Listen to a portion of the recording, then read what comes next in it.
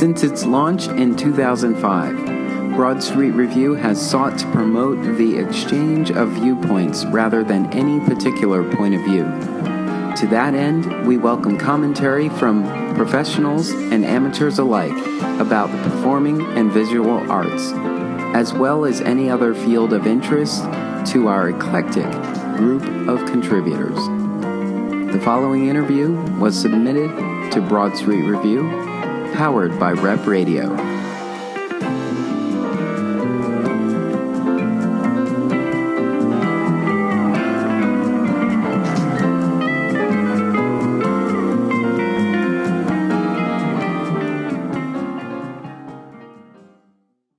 Today, I'm once again in the lobby at the Drake, and I've said a couple of times that I interview here, I think I should really try to coordinate with Seth. Maybe I can get a desk in here or something, because that fits right in with our vision for this lobby. So it's anytime. Like stage phase 2 is like co-working space in the lobby or something. Well, we'll have Rep Radio Corner at the Drake. Yeah, I love this space. I love this space. I love the fact that every time we come in here, you guys have added something new to it. I love that the spaces, both the proscenium and the Louis Bluver, are just reimagined every time. So you sort of walk in going, I had an idea of how I would produce in this space, but now that I'm seeing this, I have so many other options. Right. And I think it's just great to see this come alive, because the only real venue we have like this that is, the Adrienne too, in terms of residents, kind of like Kimmel Center, and this is sort of like a more accessible Kimmel Center, right. And not to mention the community that you've created, and I don't know if it was ever your intent to become a hub for advocacy. But I think you sort of picked up where I guess the pieces that we missed from not having the Theater Alliance of Philadelphia by engaging people and getting them mobilized. So thank you for that. Sure.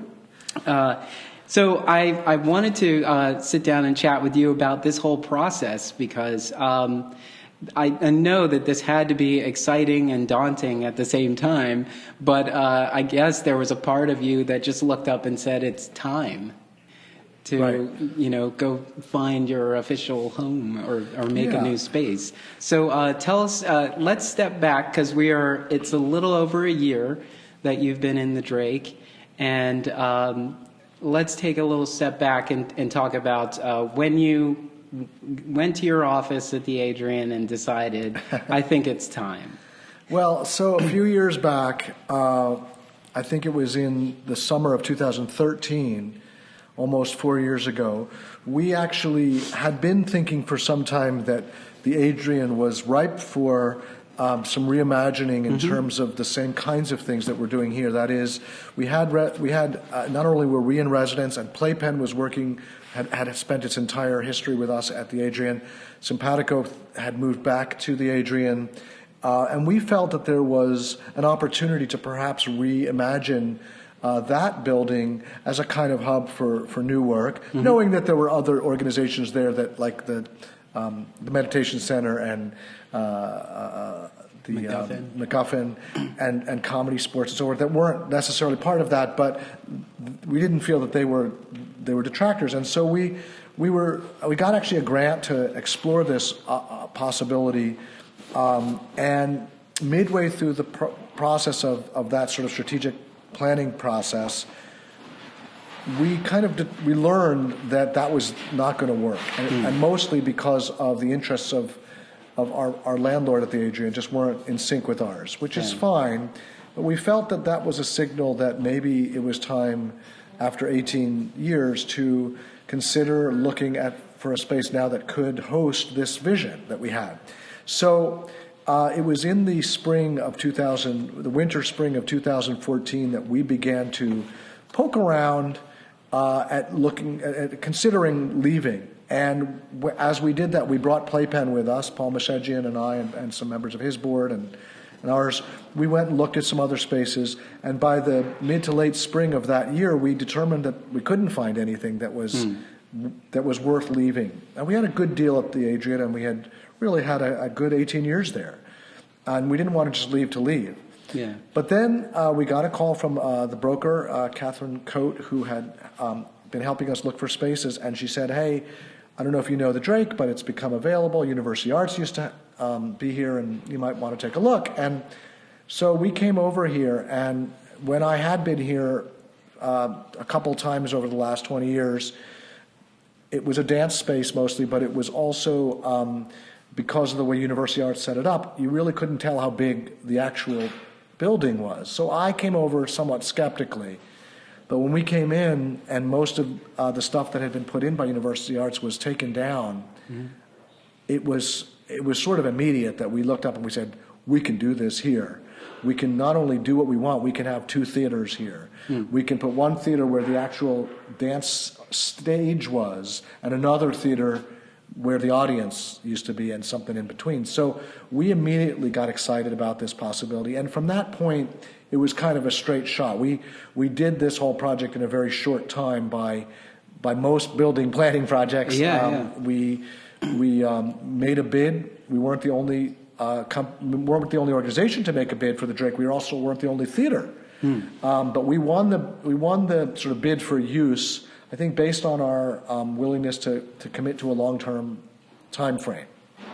And then we negotiated a lease over a few months, got in, and over the next basically 1 year, we designed the building, did demolition, and did the entire construction, and moved in almost a year later after signing the lease, which is a very short time frame. And of course, had to raise a lot of money in the process. Yes. And then we also, starting with PlayPenn, we then built out. We invited Simpatico, and then in the middle of thinking about this whole new vision, Off Broad Street Theater was losing their lease, or their situation was unraveling at the church on 17th Street. So they came to us, and it just all worked out that we were able to invite Inis Nua and Azuka in, and at this point, the rest is history. Yeah.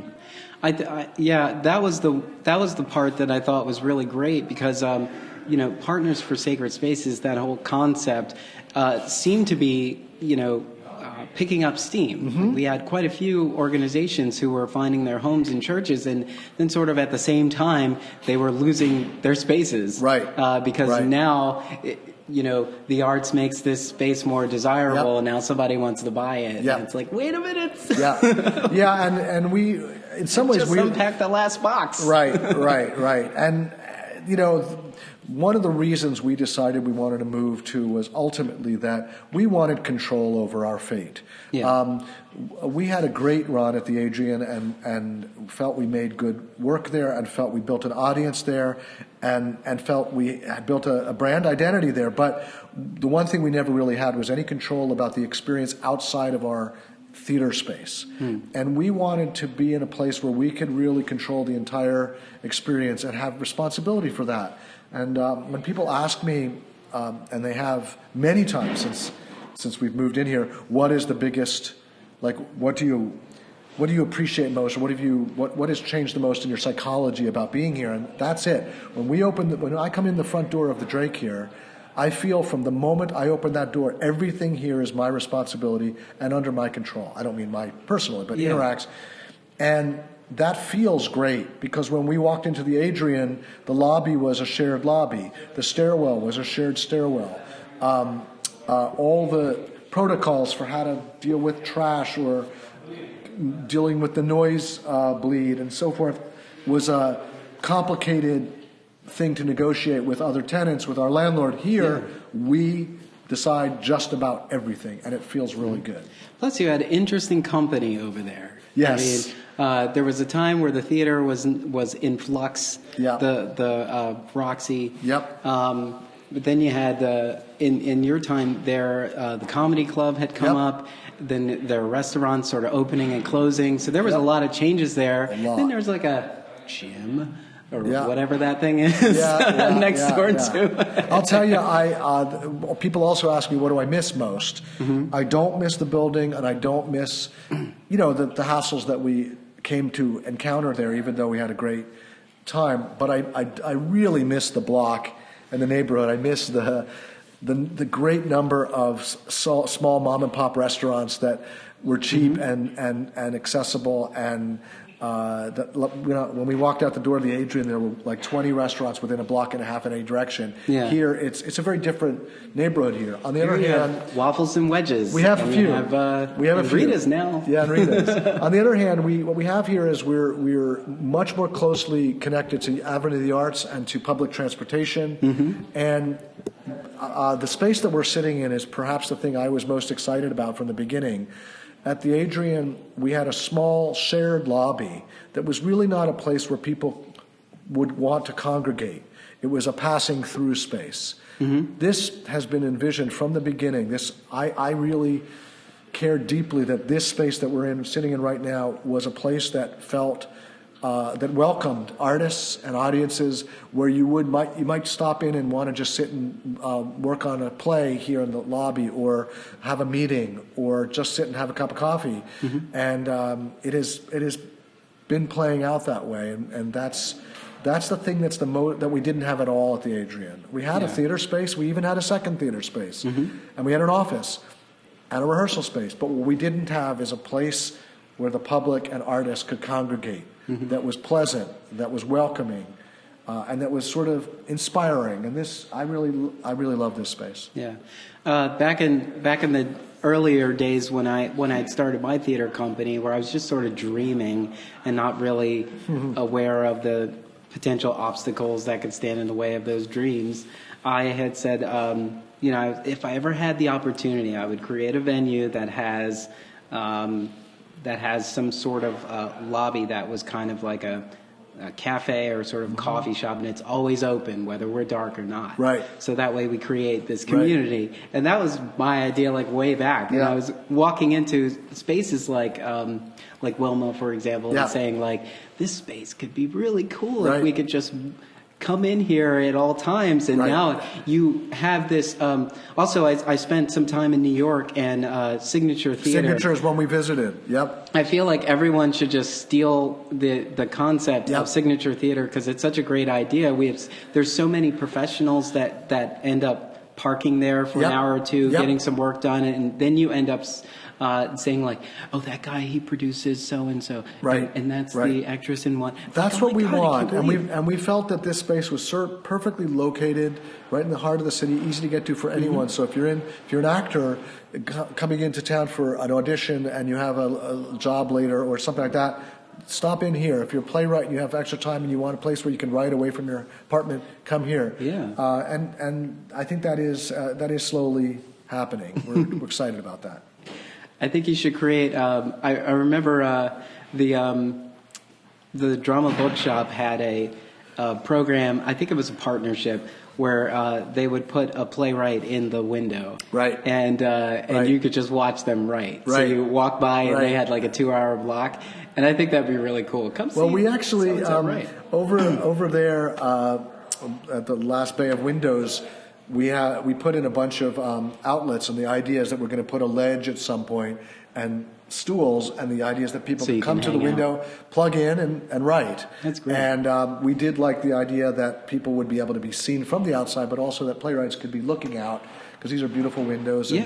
So all of that was a big part of our thinking about this space, and the idea that it's not just a place where theater is produced, but where people meet, where exchange actually happens. It's a real center. Yeah. And to date, it's now March of 2017, and we've had about, I think, 18 productions here, 3 national conferences, and all kinds of informal performance events, networking events, social events, meetings and receptions here in the lobby. So it's been fulfilling its vision. Yeah.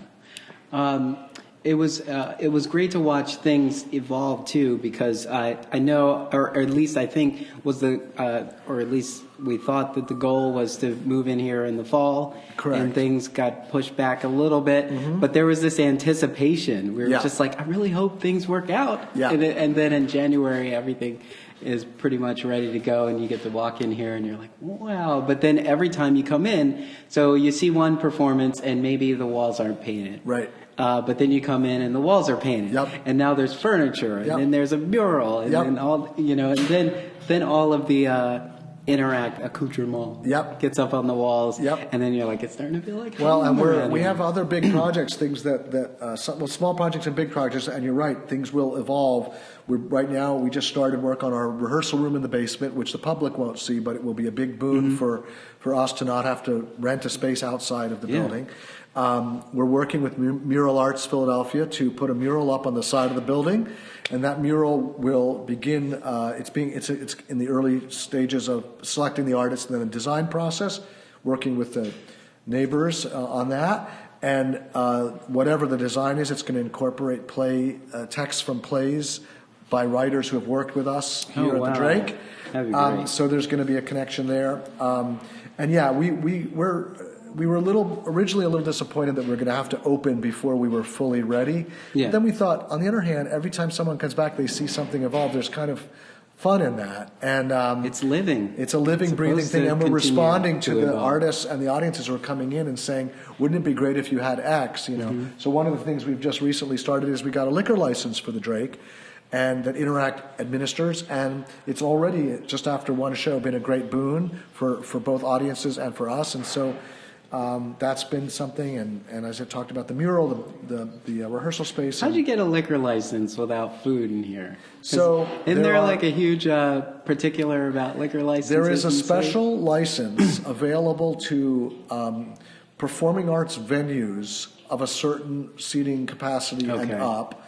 And it's limited. It's limited to, in our case, it's limited to beer and wine. We can't sell because we don't have glasses and things to be washed. So if we had a sink and a whole, plumbing or apparatus, we could also do liquor. But we're doing beer and wine only, and it's only from an hour before performance till an hour after. So we can't sell alcohol in the middle of the day. Yeah.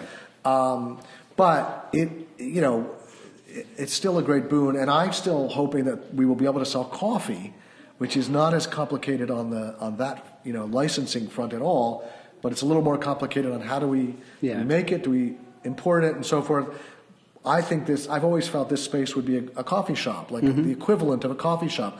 Why should some starving artist go 2 blocks away and spend $4 on a cup of coffee at Starbucks and be among strangers when they could spend $2 and be among friends here and also have our bathroom, our water, our Wi-Fi, our bathrooms, So that's the vision. You can call it Interact Beam. I think that's great. One other thing that's very noticeable about the space before you even see the work is the all-gender restrooms. Yes. And so I have this conversation all day at work about just being a part of the conversation and having your finger on the pulse. Yeah. And when I saw that, it's like the simplest thing, but it gets applause. It was like, yes. We've gotten more praise for our bathrooms than probably any single other element. And I got to give credit where credit is due. This was Danny Guy's idea. He championed it, and it wasn't that he championed it against any resistance, but it was his idea. And when we brought this to the architects, who had of course immediately done male and female bathrooms. They said, sure, we can do this. It will take up a little more space because we actually have to put in more bathrooms because they're in one bay and blah, blah, blah. And so we lost a little space in the lobby in order to do that, but we felt that it was absolutely the right thing to do. We were proud to be on the front end of that. And we have gotten tremendous praise, not only for the all-gender part, but for the design of the bathrooms in general. And we expected some... I don't know if I would say resistance, but some feedback, maybe not all positive, from some of our older patrons who weren't used to that and were uncomfortable, men and women next to each other in bathrooms and washing their hands next to each other and so forth. And actually, we've gotten zero. Yeah. We had a couple of older patrons who felt the bathrooms were a little too dark. Couldn't see what they were doing. But you have to use them, and you realize how intimate they Yes. are, and you're like, wait a minute, I do feel like I'm kind of in my own little personal space. That's right. And actually, quite a few restaurants who you would almost applaud their facilities before you applaud the food. Right. Like I remember Right. a handful of restaurants in the city, you would come in and you would see this beautiful ornate kind of sink kind of setting, and then they would have the individual spaces, and you're just like, as if the food and the experience wasn't good as well. Right. Then we had all of this. Right. Now I feel like this is a place I want to come back to. Yeah. more No, often. it's proven to be not just something that we felt good about and committed to, but it's actually won us a great deal of praise. And, we wanted to make a place that was not just comfortable and more accessible than anything we'd been involved in, which we did, but also let's break some barriers. Let's be a theater for the future. If we didn't do it, this is the newest building in town, right? Mm-hmm. Theater building. If we didn't do it, it would mean that it wouldn't be until the next theater building was made that there would be all gender bathrooms. So we just felt it was right, and I really credit Danny for that. Now you're setting a standard, because it wouldn't make sense to even come up with a new facility without thinking about it. Yeah, that's exactly right. That's exactly right. So the funding, talk a little bit about how you wrangled all the funding together, because we have organizations who are struggling. Yeah. We have some that we're fortunate enough to get into spaces, but we're not able to pull all of that together, and we hear that stuff all the time, and that in itself makes me a little nervous to think like, ooh. I really want them to succeed, but it feels like people are being a little tight with the funds here and there. But talk a little bit about some of that and how that all came together, and where you are with the fundraising now.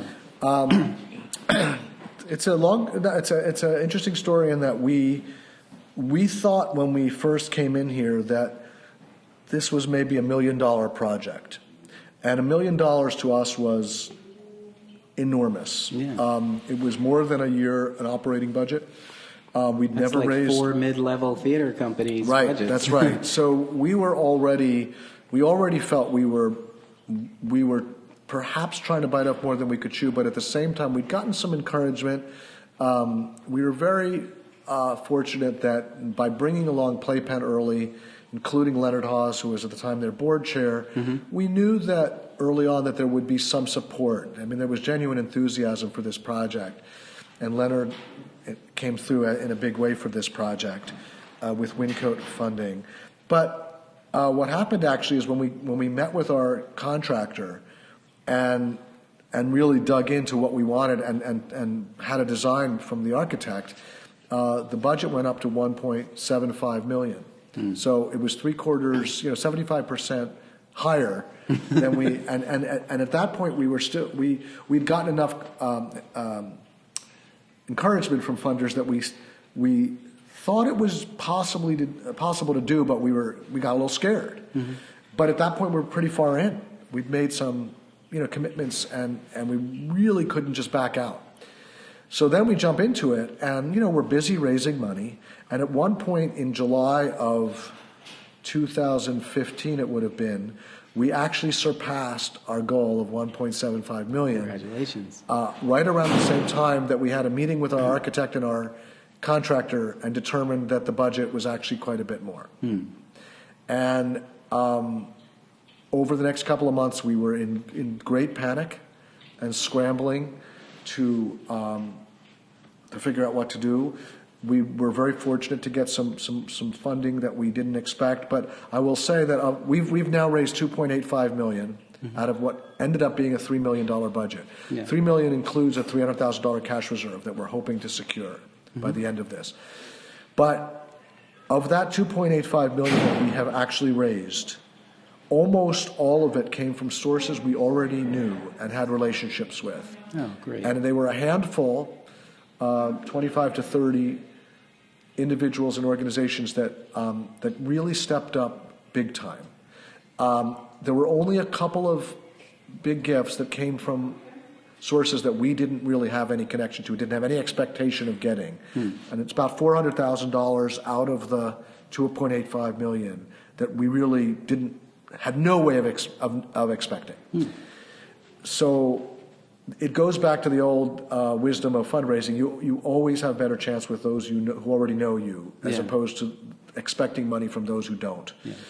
We had a great consultant, Sheldon Wolf, who worked with us on fundraising, and all of the major funders that we'd identified as prospects, all of them came through, and most of them came through much higher than we had budgeted, because there was tremendous enthusiasm for this sort of collaborative vision of the Drake. I think if we had tried to build a one theater space just for Interact and maybe Interact and PlayPenn, we might have been able to pull off a $1 million project. And I say might. But there was tremendous enthusiasm for this larger vision. 2 theater spaces, home for 5 companies, and still rental availability for lots of others. That sealed the deal. And to this day, that has really sustained us, that enthusiasm. And I believe all 5 companies are benefiting from it. Nobody is suffering for being put together in the same building. I think everyone is benefiting, and no better measure of that than at this year's Barrymore Awards. 20 of the 140 nominations were for shows at the Drake. Inis Nua won a couple big awards. Wolfson. Time is on our side. Simpatico won some big awards. Azuka won. I don't know. Anyway, they all, the 3 producing companies aside from Interact, won some big awards. They all felt their game was raised. So we feel as proud of that as anything. That this space is leveraging all of our games, not just Interact's. Yeah. And I've said in several interviews with the other residents that you can look out into the audience and tell that the makeup of the audience has changed. It's growing. And have you noticed that residents of the Drake are now participating or we're not patronizing, sure. Or can you tell? What we've all experienced, it seemed, the 3, Simpatico, Azuka, and Inis Nua have experienced a sort of a jump up in the size of audience and some new patrons, and they've talked about it's sort of plateauing now. They've made some new friends. We actually have kind of stayed about the same in terms of size of audience, but we've definitely had we've lost some and we've gained some. We're not exactly sure where they're from. Are they local, like immediate to the vicinity, or are they others? But what we feel is that our individual and collective profiles have definitely been raised. That people who may have had a sort of looked at the Adrienne with a scant eye and thinking it was going to be it was a little rundown or something. They don't have that attitude here. So we're close to public transportation. We're in a very safe, well-lit neighborhood. We have comfortable seats, which was a big thing we heard from our audience at the Adrienne. Our seats weren't comfortable, not enough leg room. Now we have those things. So I think over time we expect to grow. I also think that this move happened. We got lucky in one way in that there was no recession or anything. On the other hand, right after we moved in, almost exactly about a year ago, we started learning that many of our local funders were pulling back a little, adjusting their giving to different formulas because they were feeling we were all a little bit too reliant on them and assuming that our grants are just going to keep going up and so forth. And so we had made our move predicated a little bit on that exact trajectory. And so things are not, it's not all, roses here, but we do feel that we have a great story to tell. And the numbers of people who are coming to see shows here, the quality of the work that is being done here, the range of companies, not only the resident companies, but also others, is really tremendous. And we feel like we're doing something more for the city than we were at the Adrienne, partly because of the size of the venue. So I think we've made ourselves more necessary and more indispensable in the community. Well, if you ever thought that you were not a relevant organization, you're sadly mistaken. Because I feel like whenever the politics shift, whenever there's some sort of, I almost want there to be like, today on the Interact report, like I almost feel like, I wonder what Interact has to say about this. Yeah. Because I feel like all of your work has always spoke to that broader conversation that ultimately fuels us with some sort of anger in a way of saying, I can't believe we're like this. Right. I can't believe people are like this. Right. And it's always well depicted on your stage. So I quite often think, like, especially when all this stuff happened in November, from this whole season has been just a whirlwind where I was just kind of like, I kind of need to sit in the proscenium at the Drake and just wait for well, it's funny something to make sense of all of this, so maybe I can figure, okay, so now we have a better understanding of our armed services. Now we have a better understanding of our activism, and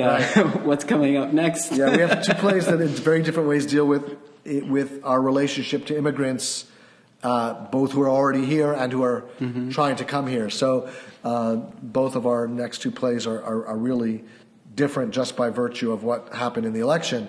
And it's interesting, a lot of people have been asking me at talkbacks and when they see me in the lobby or whatever, both artists and audiences, are you thinking differently about what you're choosing because of the political times we're in? And my answer is very quick and very short, which is no, because we're always looking at plays that are examining things that are going on, things that are in response to the contemporary world. So by definition, at some level, we are. But what I don't want to do is I don't want to do plays that are all of a sudden saying, isn't totalitarianism terrible? And plays about autocrats or plays about that are directly in sort of response to a specific issue that's being discussed right now. We're just always of that mindset, but we don't want to become the theater that is specifically trying to. We're not trying to mimic what's in the news. We just pay attention in general, so that when we're reading our plays, the things that rise are often the things that stoke our interest, and which is all of our goals as artists. That's why I often think, are we just drawing comparisons to the conversation that's being had globally, or are our artists just that their fingers just finally placed on the pulse? Well, a good example is there's a play that we've been looking at for last, I think, 3 full years, that it's a large play for us, 8 actors playing about 30 roles, and while set during the Iraq War, it's a play that is about how stories get changed and manipulated, and who's the right to tell the story, and what's the actual truth of a story versus the thing we hear through the news or through a movie. And it's very meta-theatrical, and we passed on it the last few years because we didn't feel we had the facilities or the resources to produce it right. And we're doing it at the beginning of next year, which is our 30th anniversary. And as it turns out, because of the election, the themes are way more relevant than they would have been 2 years ago. So sometimes things work out that way. And Marcus Emma, that we did last, it could not have fallen in a better time slot.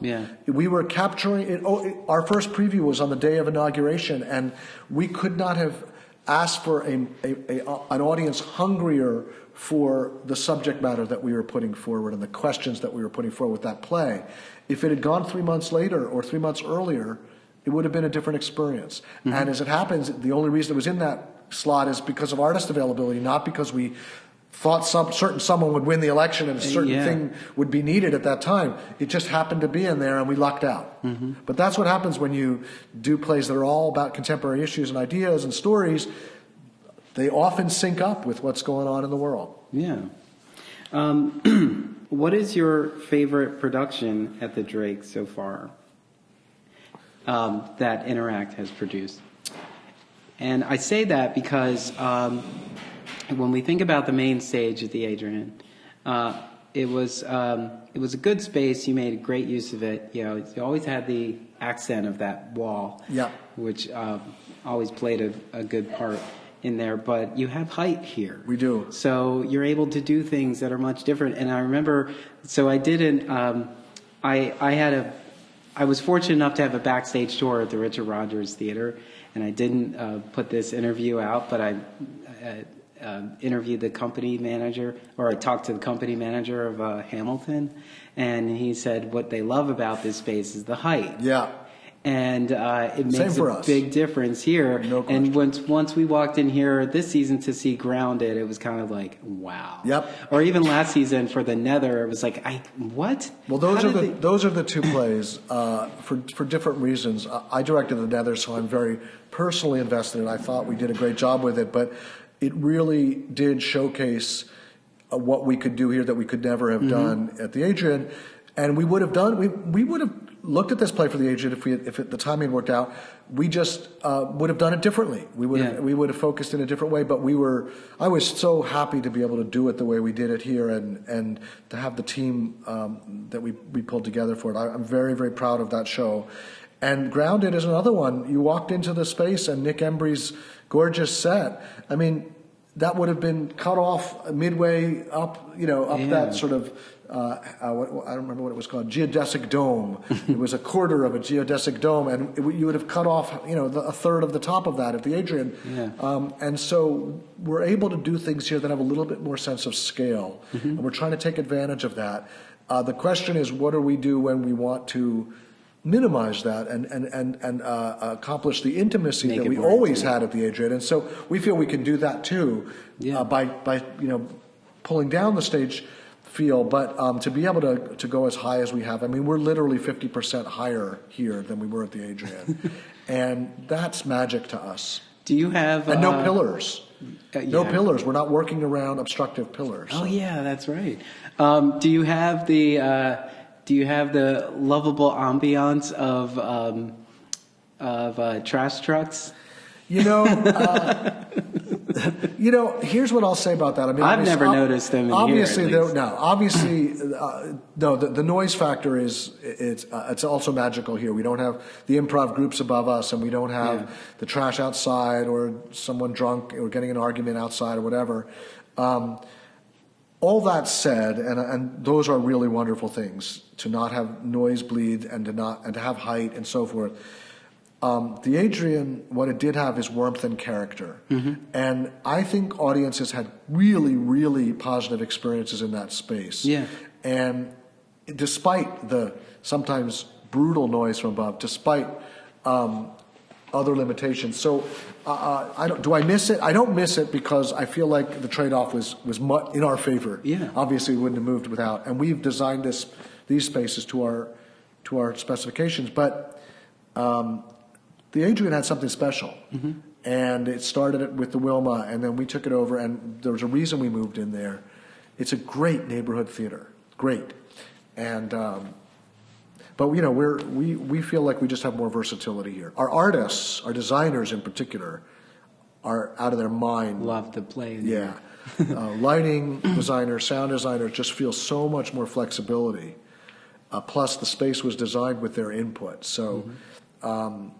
We feel great about that. And you mentioned early on, every time you come into the space, especially into the Louis Bluver Theater, it feels different because the companies who are using it, not only the resident companies here, but others, are using it differently each time. They're putting the audience in a different configuration. Nothing could thrill me more than that. I thought it was going to be used like 75% of the time is like audience on one side and stage there, and that once in a while people would move it around. And instead it's been almost every time a different use, and I could not be happier. Yeah, it was designed to be fully flexible. Even the more intimate pieces in there, like I remember seeing Bortle 8 in there, and I was saying like, this could have been somewhere else, and we wouldn't have been as moved. That's right. By it. That's right. And I've said to you, and when I've passed you in the lobby, that I think the Drake adds a percentage of excellence to everything that we've seen here. Even stage readings are just like, I'm a little bit more in tune now. Good. I don't know if that's a specific thing, but you do feel like something's there. Because all that makes a difference. And it's not to say that some of the spaces that we've been producing in for years are just not, up to par, but just when you have the chance to really build the ideal space for yourself. You can see it. Yep. You can see that a lot of effort and care was put into everything that's here. Yeah, we in the design process, the architects weren't theater designers. They were building designers, and they trusted us to really guide that process. And we thought really long and hard about every aspect, and we made some critical changes late in the game, even when construction was starting, putting in an extra window in the Bloover Theater where one could call a show from, because we realized all the windows were on one side. So what if they did switch the orientation a lot? You'd want a window in another place, things like that. And so we're very pleased on most fronts. We made some mistakes, but we're very pleased on most fronts in what we're able to provide. And also, we made a really huge investment that was part of the budget increase in the capital campaign. We decided to invest in LED lighting, 45 lights, which cost over about $100,000, $120,000 or something. Which sometimes can be annoying.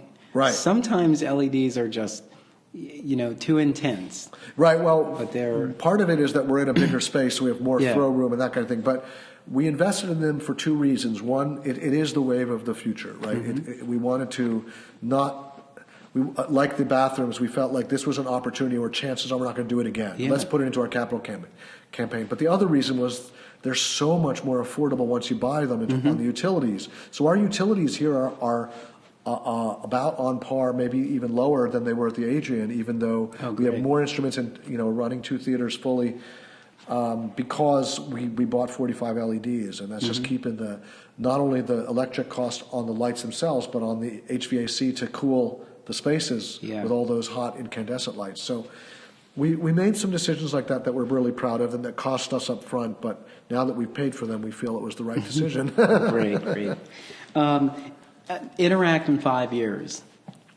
What do you in 5 see? years. Well, I don't foresee a dramatic change in like the scale of our programming, like adding a show or anything like that. What I see is I'm really hoping that we can work with the resident partners and consultants and others to more intentionally fashion the Drake as a center for new plays, not just a de facto center for new plays where a bunch of companies are doing some new work, and you sort of know that, but an intentional center where playwrights actually call it their home in town. It's sort of like a combination of the Playwright Center in Minneapolis or Dramatist Center in New York, but it has two producing spaces in it as well.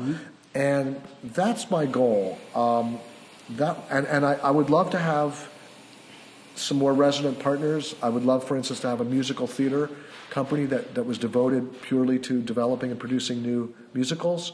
I would love to have other partners that were doing new plays in some other niche, whether that was representing a particular population, or maybe a devising ensemble, or a movement theater, whatever it is. I would love to develop a larger group of partners that we're counting on. We have so happens that none of the companies here right now who call this venue home produce in November, December, which is cash cow city for some other theaters, right? So we're hoping that someone would be in that. Well, the first 2 weeks of December. The first 2 weeks of December, right. After that, forget it. Right. You can't get anybody in here. Right. So anyway, that's my biggest goal. And of course, we hope that we find a nice balance in our budget that we can achieve without completely scrambling all the time. We've already had to take this hit, as I mentioned, with some funders pulling back, and so we're trying to regroup and figure out how we can make ends meet with our new expenses here. And we're hoping that 5 years from now we'll have figured that out. And also that we'll have some more shared functions here. We're hoping that the box office becomes a centralized box office for all of the companies, not only who are residents here, but who rent the space, because we think that will be better for them. It'll raise their customer service operations, but it'll also be way better for the public. Yeah. We've already started sharing a production manager, a facilities manager, so that's in the works. And we have a rehearsal room, so we're hoping that there are more things that we are collaborating on. Great. Yeah. How can the community help Interact and the residents of the Drake succeed?